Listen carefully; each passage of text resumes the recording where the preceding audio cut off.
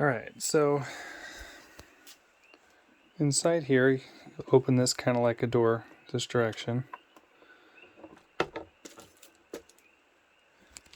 Your inverter connects here. Going off there. So your inverter will connect here. Make sure your lug is right up against the brass here, making good contact. And then your battery will connect here. I guess you have your own lug because this is only a 2.0 here, this lug. So now when you're tightening this down, I'm worried this is going to rotate a little bit. So while you're tightening this, make sure you unplug this red wire here. This red wire is actually the ground wire for this unit. That's why it's going to the ground. And you see I put the little red lines on there. Make sure you get it plugged in here. Don't plug it in here because that would be wrong. Make sure you plug it in right there.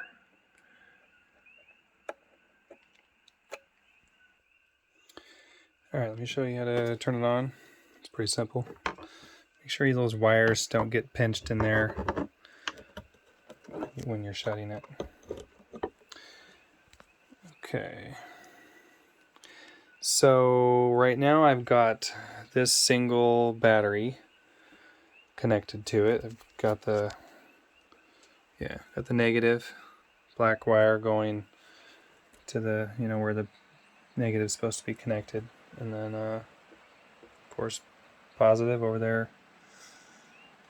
The positive is just connected to here. And then I also have the little wire going to here. So this is your positive wire. This is going to go to your 24 volt positive. And so right now I have it just going to the 12 volt positive. And then I also have this connected to the battery for testing. I'll show you that in a minute. All right, so you got to turn the power on. And those are just those little depressed buttons. You can see how it's just, depressed there. Alright, so, and then you gotta turn the batteries on by clicking that button down as well. Now, there's still no power. You'll see the blue ring is not on. So, in order to connect the batteries, you have to press this and hold it. And that takes a certain amount of time. You can see as soon as I press the button, what's going on here? Oh, there we go. Okay. So there, you heard the click. As soon as you hear the click, you can release the button. You have to wait until you get the blue connected light and you hear the relay click. This white light is on right now. It's kind of hard to see unless you get kind of lined up with it. So I scratched it all up, hoping that it does make it a little bit easier to see at an angle because I scratched it all up.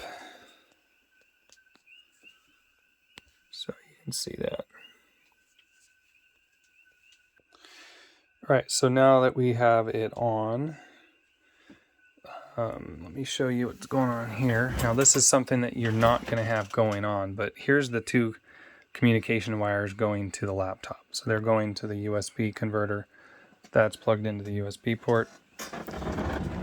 And then this is what you would see.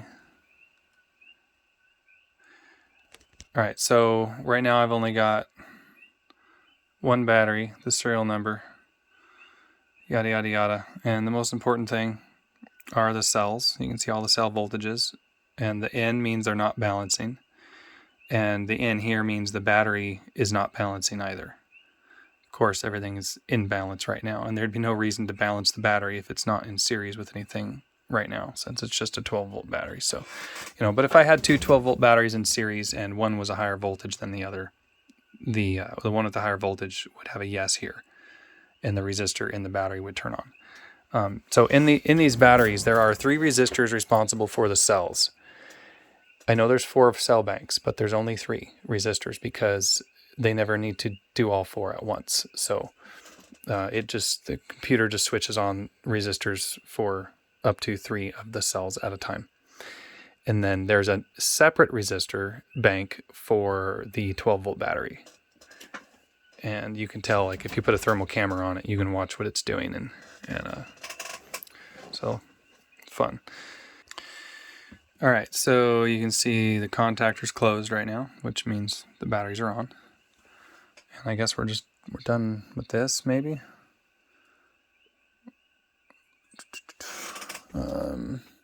Okay, so let's go to the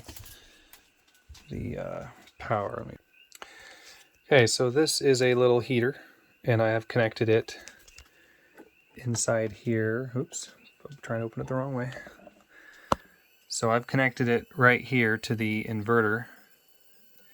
So like as if your inverter was taking power at night, boom, there you go. This is my makeshift taking power thing. So I'm taking 2.7 amps, and you go over here, your wireless display shows 2.9 amps. I know there's a wire on here, but that's just to power it. So this is a mini USB. And right now I have it just plugged into the power brick. So let me explain a little bit about this display.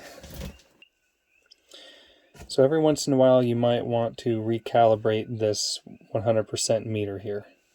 So if you know for sure the batteries are full at 100% and this isn't showing 100, you would push OK, go up or down until you got battery highlighted. Push OK.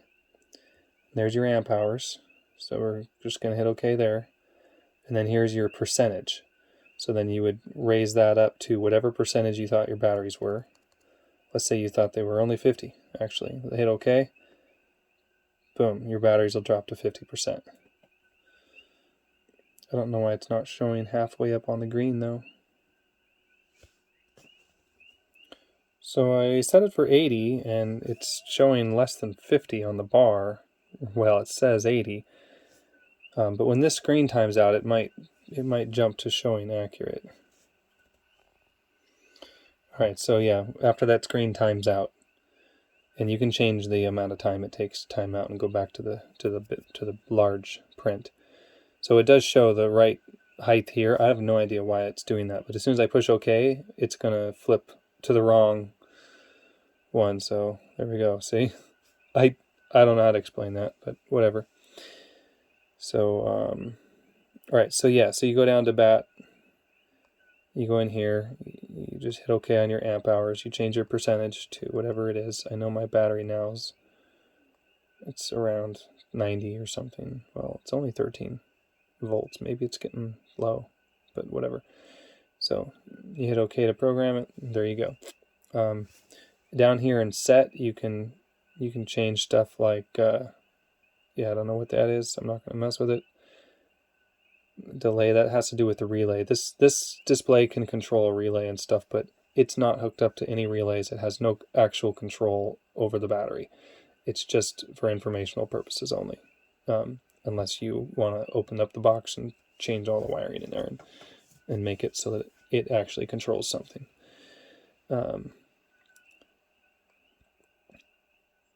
Right, so there's your screen timeout.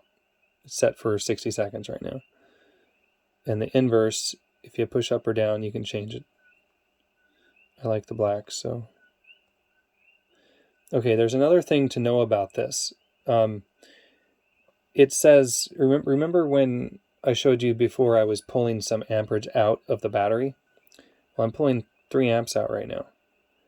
And it shows positive. Now, that means that it's taking power from the batteries when it shows positive.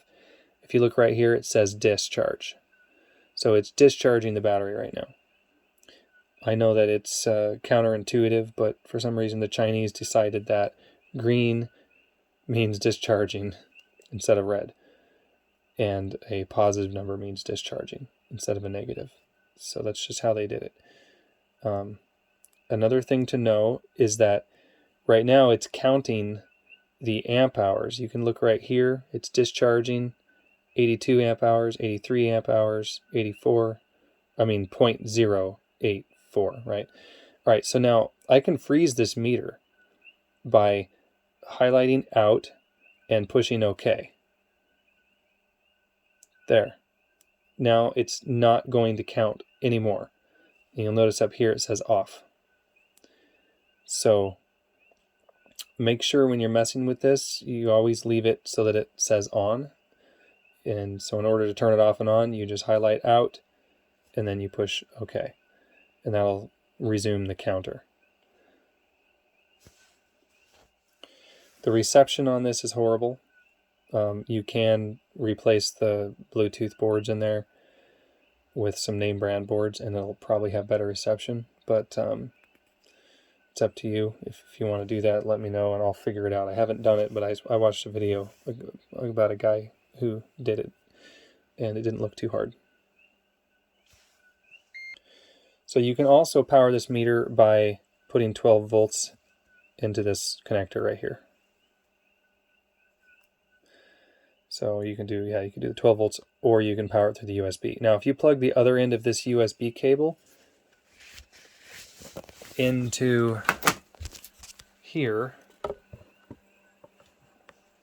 right there, I don't know if you can see that or not, into right here, it'll actually communicate through the USB cable, and it won't need any wireless signal at all. Maybe you can get a really long cable, and you could probably get a further distance than you could with the wireless range on this thing, which only goes, 50 feet, clear line of sight. But if there's any walls in the way, it really has trouble. Now, if your battery gets discharging too fast, or the temperature gets out of range, or the voltage on any cell, it's communicating through the cable to the Valence BMS, and it will disconnect the batteries. When it disconnects the batteries, it pulls the plug for itself, so it actually doesn't have power anymore. So it'll just shut down completely. Unless your solar charge controller is backfeeding power into it, in that case, it'll disconnect the batteries. Your battery connected light will shut off, but the power light will remain on, and the BMS will remain on, being fed by the solar panels. So that's kind of handy in a situation where maybe you have an over voltage cell. You want the BMS to remain on in order for the BMS to keep the resistors on, to get that voltage on that cell down. So in that case, you can, it might have disconnected the batteries by itself, but stayed powered up because the sun was out charging, right? But you can also simulate that too just by turning the batteries off. Right now I have no sun, so if I turn the batteries off, everything shuts down. You can see, watch this. There, it's all off. So when the display, or when the transmitter in here has no power or has no reception because you get too far away, this little X will show up. And when you do have reception, it'll show the signal. It's not strength. It doesn't show strength. It looks like a cell phone, signal strength meter, but it's not. It's just, it'll show 4 bars or a red X and nothing in between. So if it were sunny right now and we're backfeeding power into the box and the batteries are disconnected, this power light would be on. And then if you wanted to connect the batteries, you would depress that, click, click, and then after a certain amount of seconds, it would connect the relay. In this case, since I have no power present, I have to use the pre-charge resistor, which is what this button is for. Hold that down, power light immediately comes on, and then you have to hold it until you see the battery light come on. There. All right, so let me get rid of this annoying beep.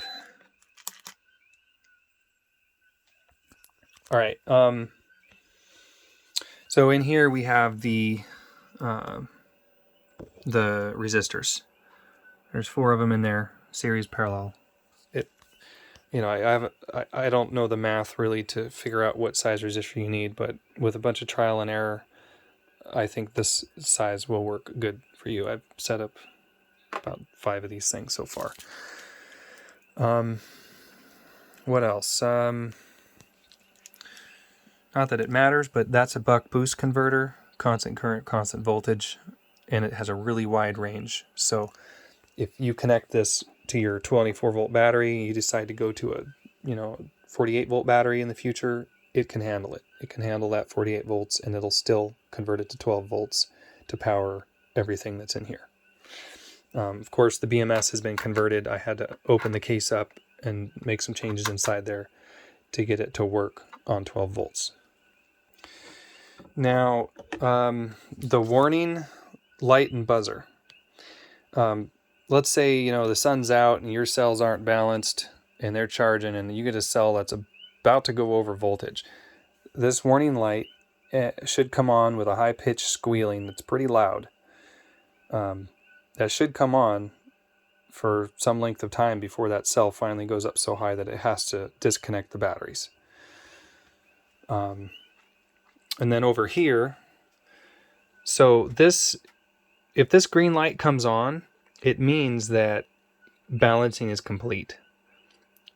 And also, of course, that the batteries are full. But this green light will not come on until both of those conditions are met. 100% and balancing complete. And then these lights, you'll just have to kind of do some trial and error to decide when they come on. But I think it's somewhere around 25, 50, and 75. At least that's how I set it up with this. And I turned this to, change the resistors, made some changes on it so that it worked in theory, but there is a voltage drop with more than one LED on at a time. And this BMS doesn't supply as much amperage as this thing did, so it might be a little skewed, but yeah, who knows? It could be 20, 40, and 60 or whatever. I'm not really sure, but another thing you do need to know is that the shunt in the battery that measures amperage is often not calibrated correctly, and so the battery will report to the computer or to itself. Actually, it reports to itself that it's draining or it's charging when in fact it's not. Maybe you don't even have it connected to anything and it's just got a pretend charge, and so that'll affect its state of charge. So it thinks it's fuller or thinks it's more empty than it really is.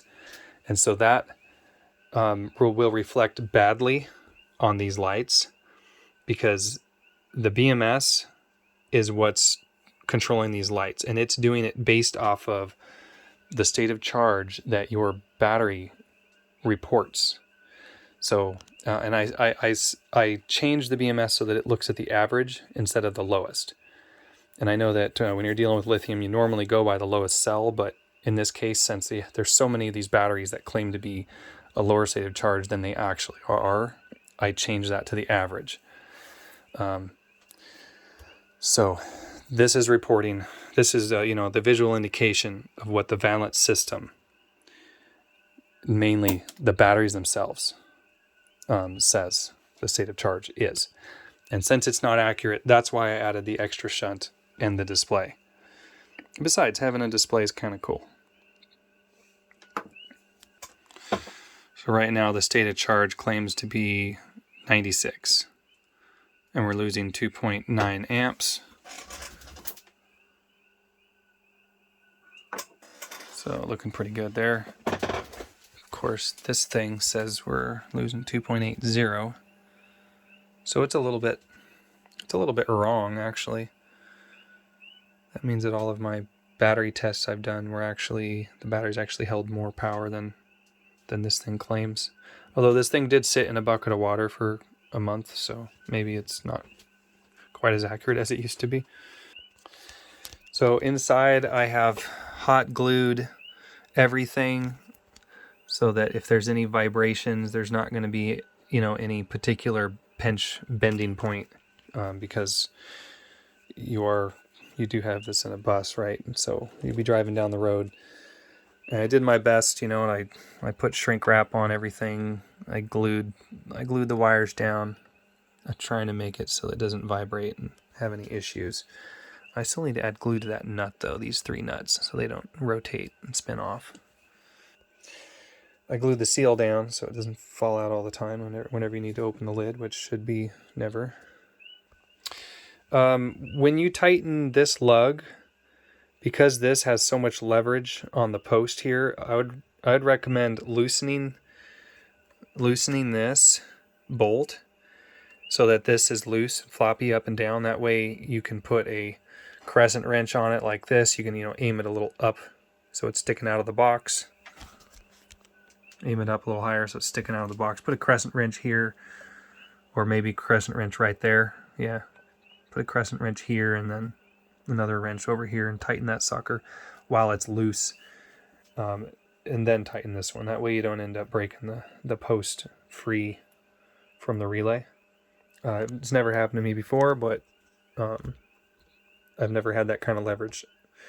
So, you know, I normally have this over here and then I have the orange wire connecting it, and you've got 4-0 wire, so there's just no room in this box for all that. And I actually like this design a lot better because there's less connections, less resistance, less wires. It is harder for me to do because I gotta do all these extra wires in here to make it work, but it's worth it. So you might have noticed that this bolt looks like crap. So the story behind that is that the relay just doesn't have a long enough post. So, you know, the post doesn't stick out of the shunt. So I had to make a really kind of special bolt here, and I ordered some, but they won't be here for a month, so I had to do some welding, and anyway, it's strong, but in the future they'll be more pretty. It's got an Allen head in the future. Part of that reason is this shunt is twice as thick. The shunt that we were originally going to have, the 200 amp shunt, is much thinner, and it actually says 300 on there. But I don't know how you're going to really fit 300 amps through 4 10 gauge. Well, maybe it's a little bigger than 10, but I don't know. It's China, so it's probably overrated. So I feel a lot better having all of this with the amperage that you're dealing with. And so this one claims to be 500. Yeah, it says 575 millivolts. But the specs on the meter say 300. And the 4 stands for 400 volts. But of course, you only got 24, so you're good. You got the temperature, 21 Celsius. So that is right here, and it's coming out of the bottom of the box. If I hold this in my hand, let's see if that sucker goes up. I never actually checked that. Yeah, it works. Yay. Now for communicating with the laptop to the batteries in your case, since you're not going to have this expensive thing, what you can do is you can use this. This is the $35 cable. That one's $125.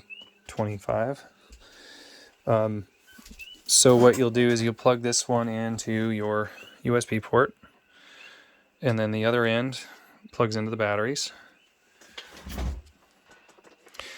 Alright, so the other end plugs into the batteries. Basically just boom, right into there. And in order to do that, you have to unplug the BMS. You can't have them both plugged in at the same time. And if you try, you won't get any good numbers. They'll all be totally wrong.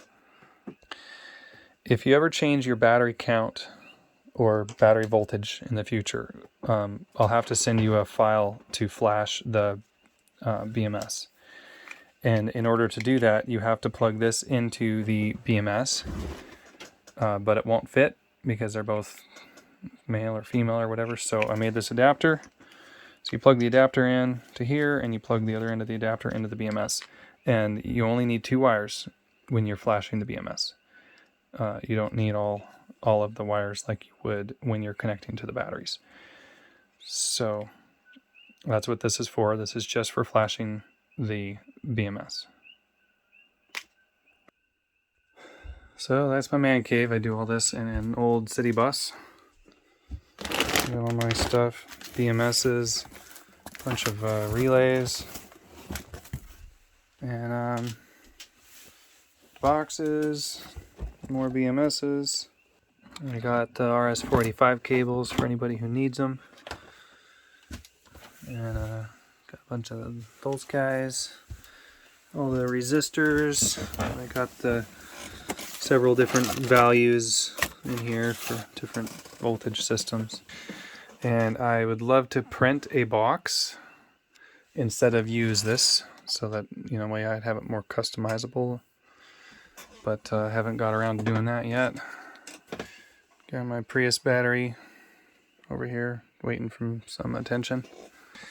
Took me months, 4 or 5 months of chasing my tail, trying to figure out how to make this BMS work, how to program it, what it can and can't do, how to upgrade it so that it has temperature controls, and, like, you know, for freezing temperatures and stuff, protection. And it's a lot of work, but now that I have it all figured out, I figure I may as well put these things together for people, because people are running with no BMS and they don't realize how fragile these batteries are when you overcharge them. If you abuse them, they get damaged. If you stay within their specs, they do great. So that's what the computer's for, to protect it and keep it balanced. Video's already 30 minutes. Oops, that's too long. But all right, over and out.